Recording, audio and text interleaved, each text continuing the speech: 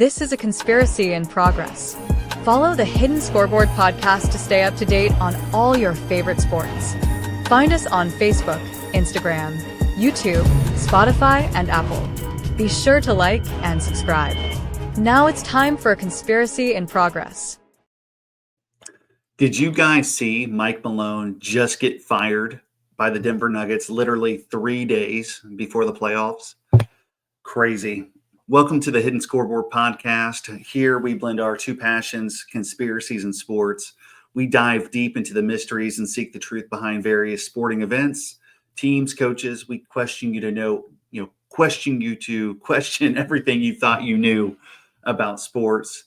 Like the intro said, this is a spinoff of our podcast here where it's a conspiracy in progress. Normally we cover things in the past that we have all of the information on that we can kind of plead our case and whatnot. These episodes, the conspiracy in progress episodes, they're a little bit more speculative because they're happening right now. We don't have all of the information yet.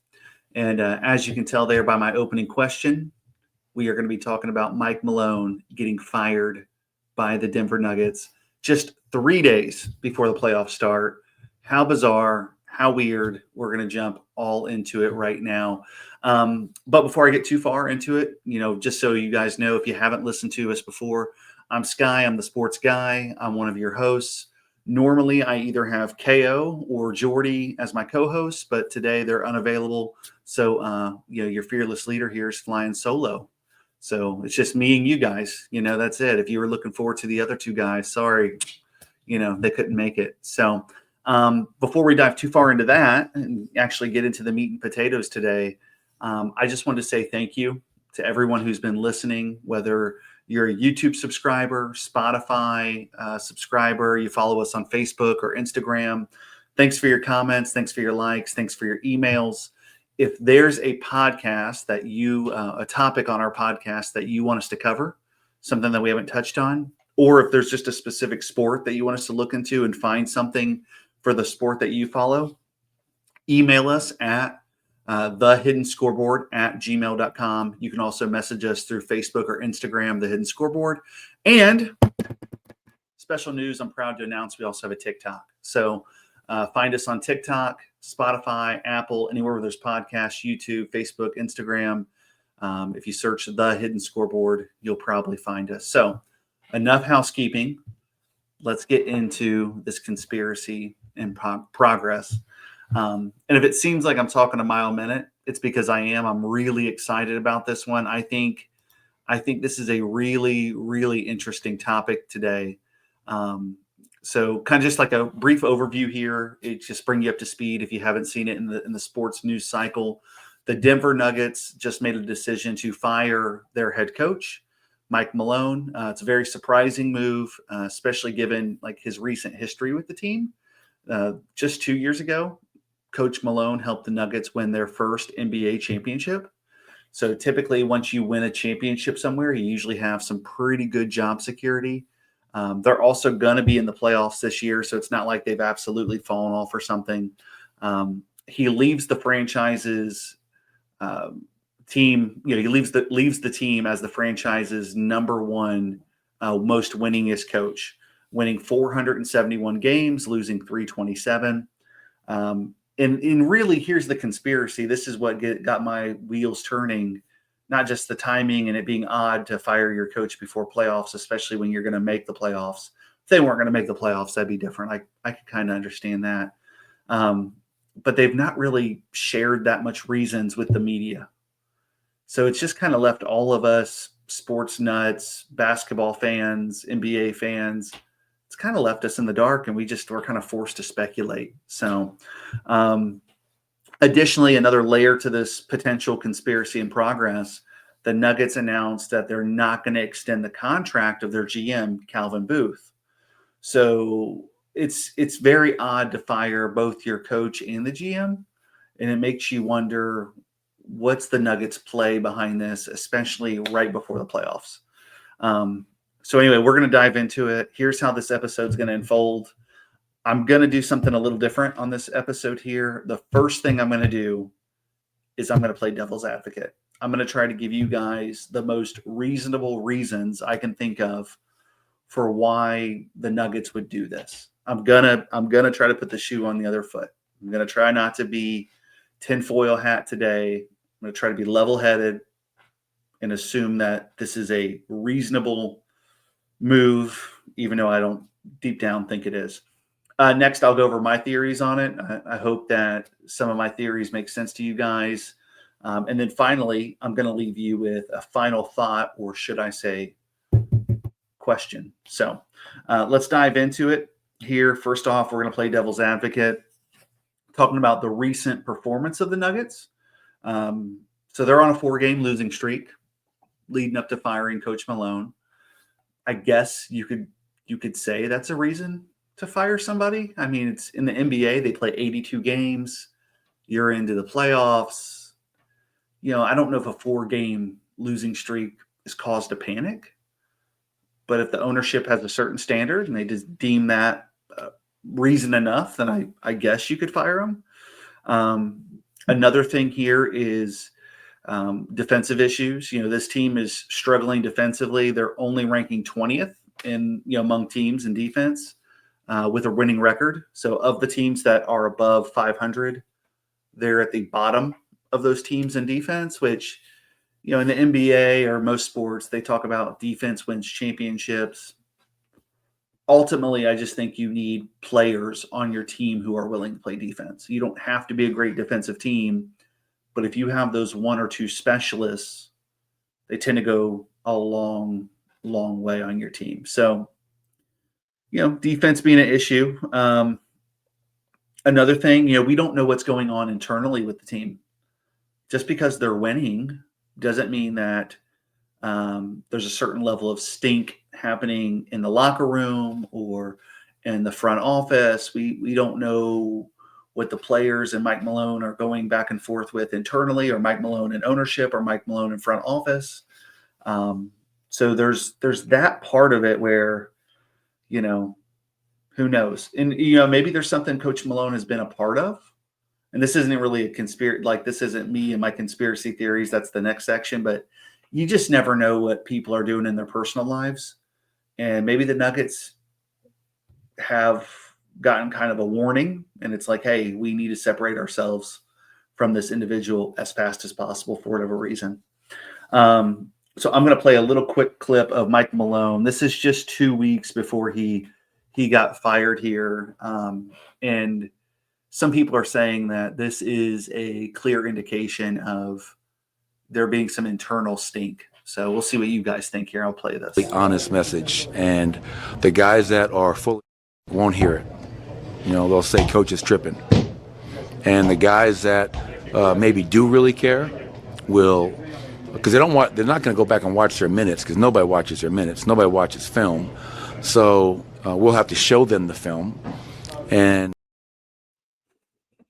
I love that. Coach is like, nobody watches film, so we're going to have to show it to him. I mean, that's not like crazy, like too frustrated sounding to me, and, somebody who's been a coach, somebody who's been coached by other people, I could tell you, like, that doesn't sound too far out of bounds. He's not calling out anyone specifically. He's saying, hey, as a team, there's going to be some people that don't want to hear what I have to say. Right. And I do think there is such a thing as a coach losing his voice in the locker room where players just get tired of him. There's another coach in the NBA, great coach. I hope he wins a championship. But Coach Thibodeau for the Knicks, he's kind of notorious for having really intense practices and holding players to a high standard and having strong defensive teams. And he has a tendency to wear out his welcome over time because it's so hard to have that level of intensity the entire time. And I don't know if Coach Malone is like that, but a clip like that tells me that he's got it in him, right? And I imagine if you're coaching at a high level, that's something that you have in you. So anyway, like I said, shoe on the other foot. Maybe there's some internal stuff going on. Maybe the Nuggets are just saying that, hey, the end is near. Let's rip the Band-Aid off. Maybe there's issues with the players. Maybe they're just not happy with the way the team looks. at the end of the day, no matter what, even if it was all those things, my issue is that it's not fair to your fans. You making a move like this is almost guaranteeing that you have a terrible playoff run. You're not even giving yourself a chance. And I think as fans, we deserve to end the season on as high of a note as possible. So anyway, with that being said, I'm going to get into my theories here on what I think could be going on. First off, I understand that the NBA as a whole is a giant business, right? And a business's job is to do two things. It's to make money and it's to stay relevant, right? And sometimes those things go hand in hand. I think sports in general has turned into a little bit of a reality show. There's a lot of people that don't even follow teams anymore. They follow players. I'm an Ohio guy. I love Ohio sports teams, but I've got friends who are like, oh, I'm following LeBron wherever he goes. And that's great. I can appreciate his greatness too. I'm a LeBron nut, but I think the NBA here, my first theory is that they're looking for some more drama. They get plenty of drama from Shaq and Charles Barkley bickering. They got a lot of drama from the trade that happened earlier this season with Luka getting moved to the Lakers. But it's been a little quiet. So, is destroying and dismantling a whole franchise a ploy for ratings? Is that extreme? I don't know. Could be. But when it comes to the sports entertainment world, I wouldn't put anything past anybody when it comes to making money. So that's one thing here. Maybe they're competing against the NFL. The NFL is dominating in ratings, and they're not even in season. I've got friends who watch all of the NFL draft, all of the mock draft coverage. There's trades happening in the NFL right now every day. There's free agents getting signed every day. The NBA is virtually on the verge of the playoffs here, and nobody's even talking about them. Right now, the MLB is more exciting than they are, and here we are about to be in the playoffs for the basketball. Meanwhile, in the MLB, they're cranking home runs left and right with these new torpedo bats, which was our previous episode. So if you didn't see the torpedo bat episode, go back and watch that one. Really, really good stuff there. And, I'm just saying, you see these other sports kind of dominating what should be the NBA's top time. And I feel like as a diehard NBA fan, I could care less what's going on in the NBA. I mean, I really don't tend to start watching till playoffs. And even then, I might not really get locked in until we're close to the conference finals, unless it's my Cavs, right? My Cavs are killing it this year. So I'm probably going to watch quite a few of those games as long as I have time. So anyway, first theory, this is a ploy for ratings and drama. And, you have to assume then the ownership's in on it, the commissioner's in on it, and the other teams are in on it, where maybe this was luck of the draw where they had to pick somebody of a hat. I don't know how behind the scenes things work. I'm just theorizing that there could have been a reason, and there's definitely motive when we talk about ratings and money, right?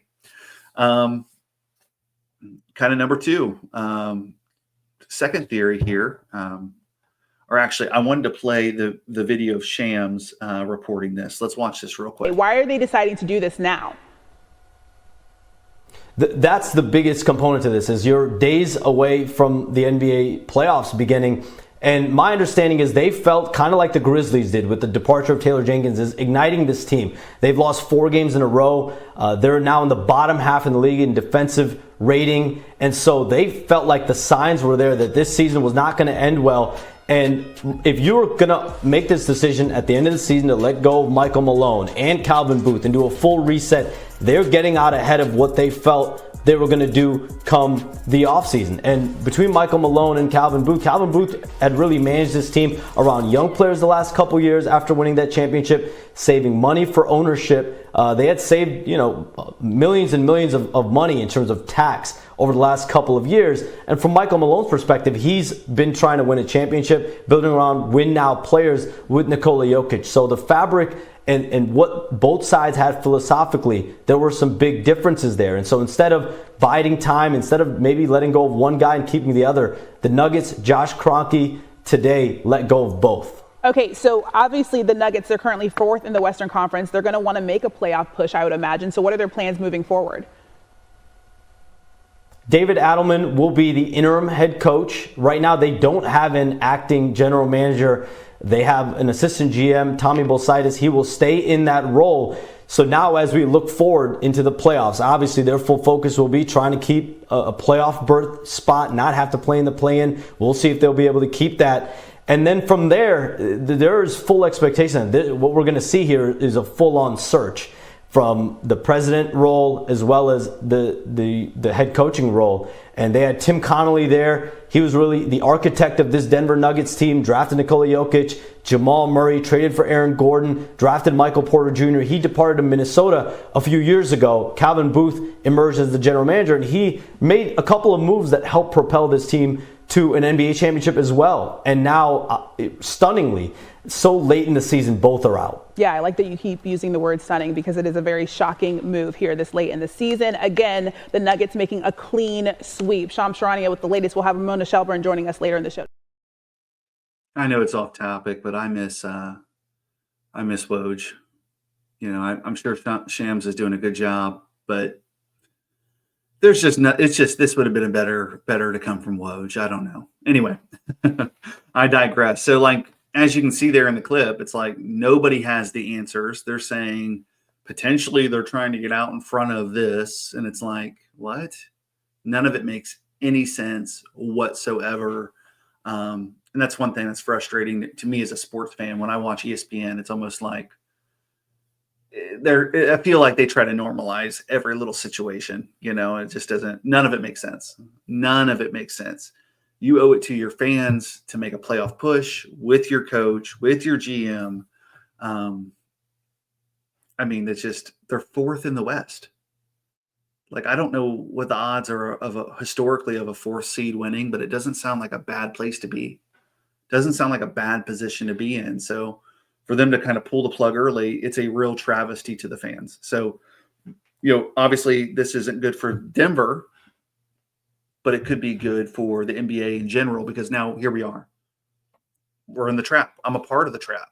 We're sitting here talking about the NBA, giving them publicity on something they don't deserve publicity on. So anyway, kind of second theory here going to is this, and this is a little darker, and maybe I'm really getting super tinfoil hatty on this one. Maybe the Nuggets organization, it's unusual to dismiss one of their, like, so the ownership team, the owners that actually own the Nuggets, they own a couple other professional sports franchises, all of which have won championships in the last decade. I think they own the Los Angeles Rams. I know they own the Arsenal Soccer Club. I think they own an MLB team too, but it's pretty rare for them to fire a coach. That's not like something they do. So I just imagine a world where all these owners know each other. Okay. And I don't think that's crazy to think that the sports owners know each other. Okay. So I think on the conspiracy spectrum here, I'm not too far off base here. So imagine they know each other and the owners get together and they go, hey, you've had your time in the sun. Okay. Denver, in the relativity of basketball, is a small market team. You got your chip. You've done what you need to do. You got a great player with Jokic. It's time for you to pass that torch on to somebody else. Huh? Well, I can't make the players not play well. Yeah, but you can disrupt the way your team's organized so somebody else can. So one of our bigger market teams can win. I don't know. You know, is that crazy of me to think something like that? That they would set that up and try to control a narrative that this could be a setup to make sure a large market team wins. A team like, I don't know, the Lakers, that's literally dominated the news cycle since they made that trade. Here's a little clip of Windhorst, kind of elaborating on more that I was saying. Nuggets expressed in his comments to the team media, he did not take questions, at least not yet, from the overall media, was that he felt that there needed to be a change, and he had already decided to fire Michael Malone and Calvin Booth at the end of the season, and he thought he should do it now. And he's also said something I think is very important, which is that he said sometimes wins can mask issues. And so my interpretation of that is that he had decided he was going to fire Michael Malone, and if he had left him in the job and they had had some sort of playoff run, that maybe he couldn't have fired him.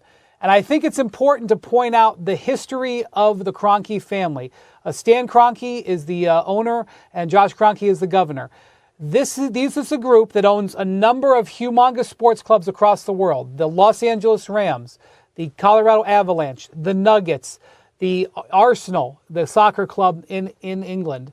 All of those teams, the Kroenkes have shown very little interest in changing the head coaches.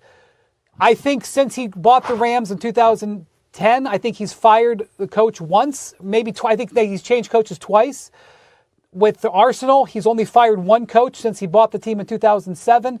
I don't think he's changed coaches with the Avalanche in a decade.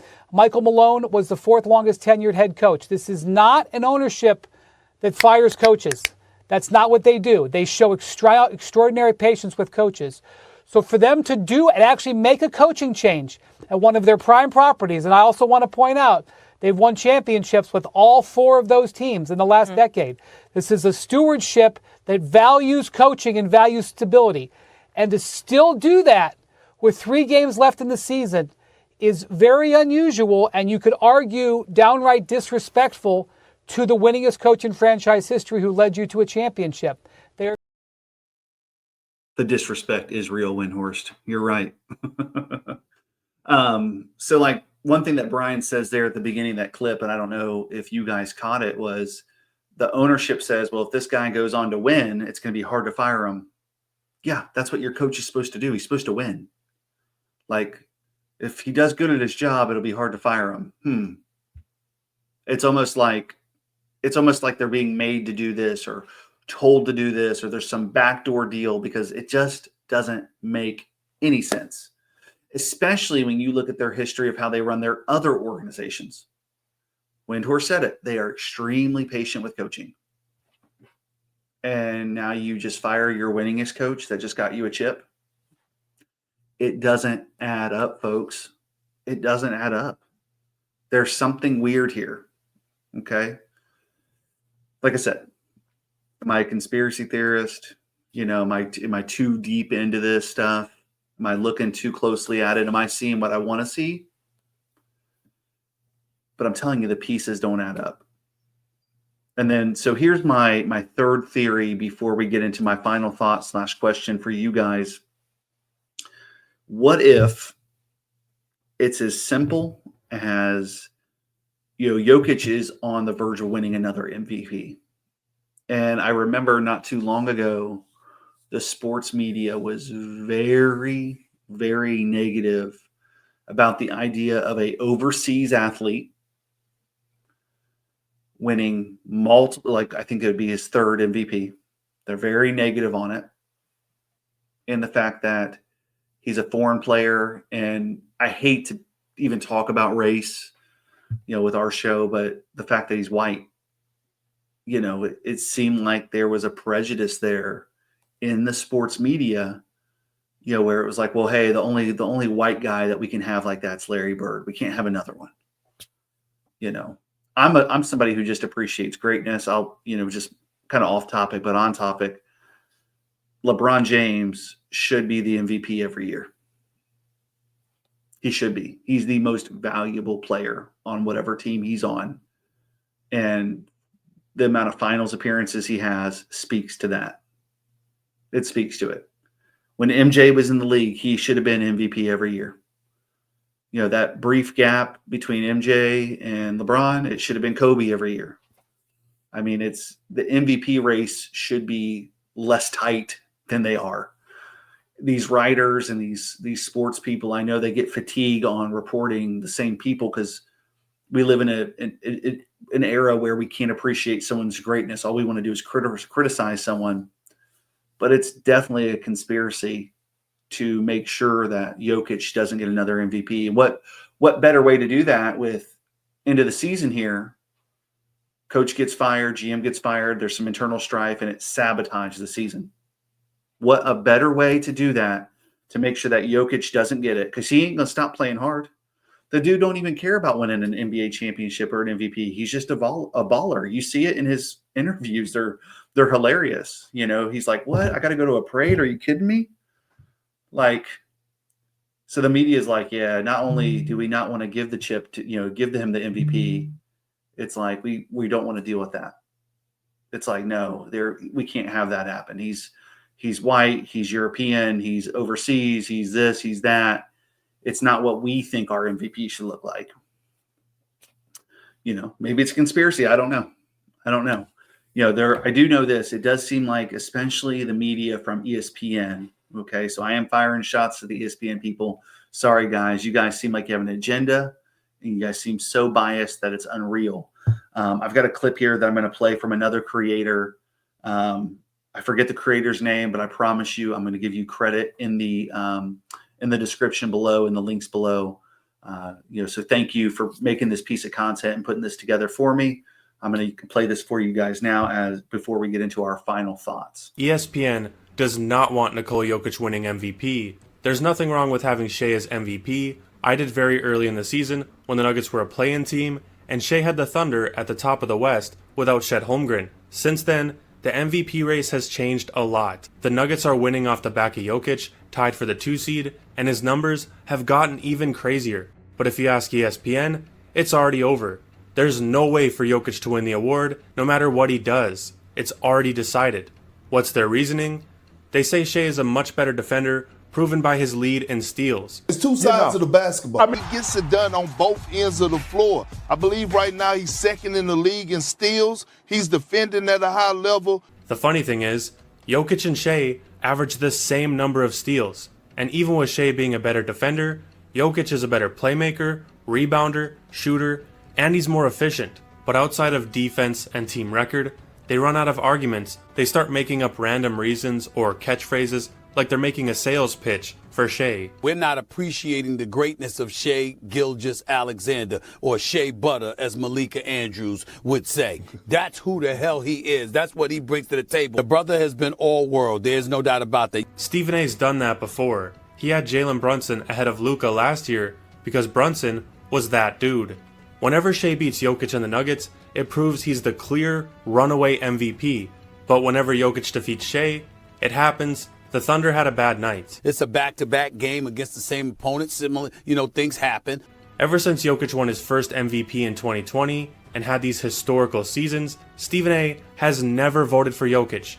He voted for Embiid twice, Shai this season. He's already decided he's voting for Shai again. Kendrick Perkins has never voted for Nikola Jokic, not even once. You serious? Which isn't a surprise, since he still thinks 40-year-old LeBron James is the best player in basketball, even better than Nikola Jokic. Are we sure that Nikola Jokic is the best player in the league? I would have to argue right now today that LeBron James is the best player in the NBA. 2 seasons ago, he ran a full-on campaign against Jokic. He accused him of stat padding. I watched the games. I'm watching Jokic pass the ball, and I'm watching his guys catch and shoot, no hesitation, good or bad shot. Called the voters racist, and he also admitted that he was biased for Joel Embiid. Just because you may be rooting for someone of your own kind doesn't make you a racist. After all that, he panicked and voted for Giannis instead and put Embiid at second. Last year, he was the one and only MVP voter to have Jalen Brunson ahead of Nikola Jokic. What? The past 2 seasons, Perk has had Jokic third for MVP. The problem isn't that ESPN picks Shai as their MVP, it's that there's no contest and Jokic has no chance no matter what happens the rest of the season. Most of their arguments aren't based on who's playing better or who's having the better season, it's only based on who they feel should win. Even though he's playing his best season, ESPN's penalizing Jokic for winning MVPs in the past, so now they're saying it's Shai's turn. I'm not gonna let people do that to the SGA this year. Okay? I couldn't have said it any better myself. I agree with most of what that creator's saying there in the video. My big thing is probably going back to, I think LeBron he's the MVP. Like stats aside, record aside, what he does for a team and what he does for an economy of a team.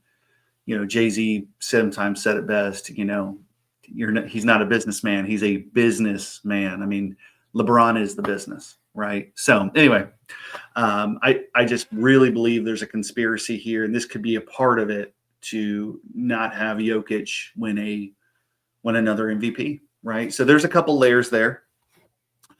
As we wrap up here, here's my my final thought question I'm going to ask you guys. Is Mike Malone getting fired just a small piece to a bigger puzzle? I think most people would agree that what's best for the NBA is for these small market teams like Milwaukee, Toronto, Denver to fizzle away, and for the Lakers and the Celtics to reclaim their dominance in the NBA. Now, we just had a Celtics championship. The Lakers have one from the bubble, but LeBron needs a real one. There's some people that have a little asterisk on that, and the bubble thing's a whole nother conspiracy we'll get into. But I really, truly believe that the Nuggets were the only thing that could potentially stop the Lakers from making it to the finals. And I know a lot of people are going to argue with me and go, look at the Thunder.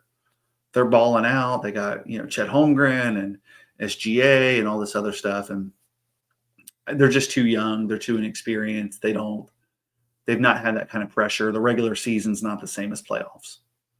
Denver was built for the playoffs. The Lakers are built for the playoffs. So I think removing Denver from the equation here, or at least wounding them, right? Because I think the players are still going to try. But coaching does matter, especially when you get into the higher levels. It makes a difference. It absolutely makes a difference. So, so the question is, is this actually part of the Luka trade to LA conspiracy, the CIP, our very first conspiracy in progress we ever covered? Is this just another layer to that? Is it separate, or is it a part of the whole thing? Right. My co-host Jordee, he literally called this out when we were going over the Luka thing. He made a claim that the NBA script this year is either Lakers versus Cavs. LeBron returns to play against his former team, which would be sweet to see a championship between those two, or Lakers Celtics, and that Celtics Lakers rivalry is reunited. The storyline then would be the Celtics have a chance at back-to-backs. LeBron has a chance at his second Lakers championship. You got the rivalry. The ratings would probably be at an all-time high for the NBA. So the only teams in the East that I think are real contenders are the Lakers, the Cavaliers and the Celtics. And in the West, I felt like it was the Lakers and the Nuggets. And now that the Nuggets are gone, Golden State's old, Steph is incredible, but I just don't think they have enough. The Kings aren't for real. The Thunder, I don't think are for real. I just think it's going to be a very easy road for the Lakers to get to the finals. Now, what happens in the finals, who knows? I think it does a lot if the Lakers win this championship and Luka wins one. I think it would be a real passing of the torch, but I think the NBA doesn't want to pass that torch to a foreign player. I think they want the homegrown guys like Jason Tatum, Jaylen Brown to be that next torch carrier. I know for a long time the NBA has been trying to grow their brand globally, but here at home it's hurting them. I love watching basketball, but the way Jokic plays, even though he's incredible, puts up these great numbers and he's a winner, he's great, but he's not exciting to watch. It's just a different style of basketball.